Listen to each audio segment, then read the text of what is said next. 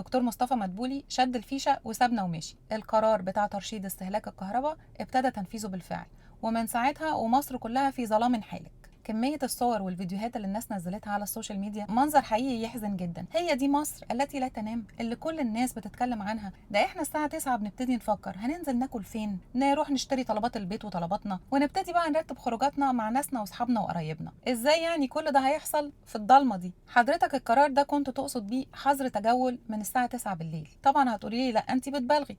طيب حضرتك الصور اللي انت شايفها قدامك دي، في اي بني ادم طبيعي هيقدر ينزل يمشي في الضلمه الكحل دي؟ ده احنا بنبقى ماشيين في عز الظهر والناس بتتكعبل وتقع. ما حضرتك عارف شوارعنا عامله ازاي، وبعدين العربيات اللي ماشيه في الشارع، في حد هيسوق في الضلمه دي؟ ده احنا في عز الظهر بنخبط في بعض وبنعمل حوادث. وبعدين يعني حضرتك تخيل نسبه التحرش هتبقى عامله ازاي دلوقتي بعد الضلمه اللي انت عاملها لنا دي. بلاش كل ده، حضرتك برضو عارف ان في ناس مش كويسه وحراميه وبيطفشوا العربيات وبيسرقوها في عز الظهر.